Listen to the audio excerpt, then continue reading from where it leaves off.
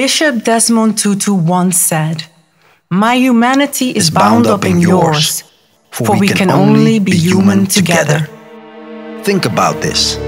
We need this perspective because we need to do better. In this world of growing extremism and divided societies and general anxiety, we need to be more self-reflective, take more care of one another, and be less selfish. In order to face today's crisis, we need unity in our community and seize the opportunity and fight together for what is right. And restructure and rebuild our society. So let me take a moment to talk about an important aspect of our society, the economy. Even though we as humans are at the top of our scientific achievements and our material wealth, we are more than ever struggling with our mental health.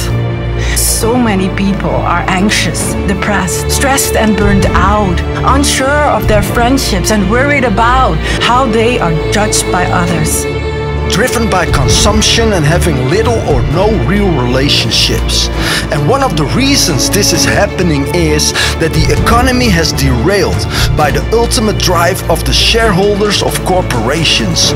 For their holy grail has become nothing more than the longing for ultimate profit maximization.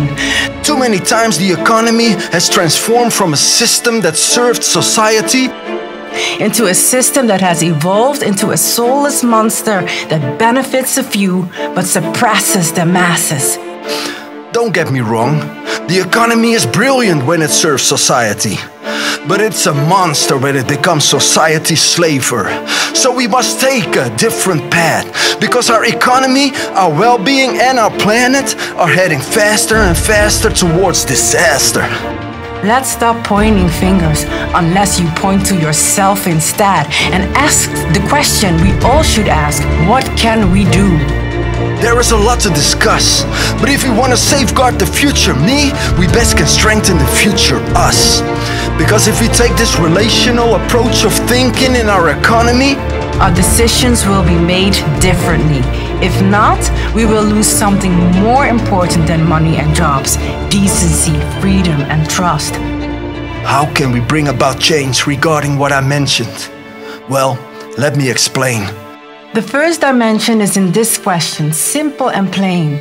What is our purpose? What kind of economy do we want as a society? If you and I want to see relations based on trust, we definitely must stop lying and start trying to be the change.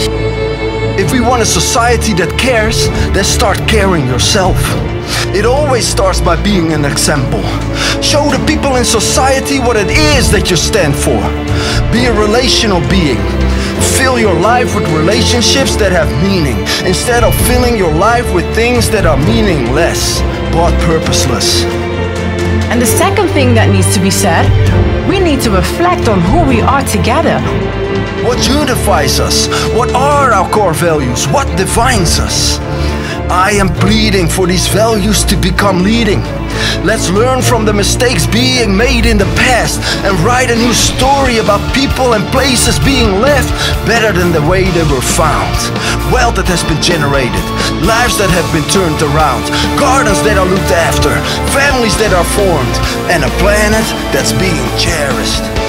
Let's no longer focus on who is right. Let me show you what great nations look like. Let's rediscover these beautiful counterintuitive truths. A nation is strong when it cares for the weak too. A nation becomes rich when it cares for the poor.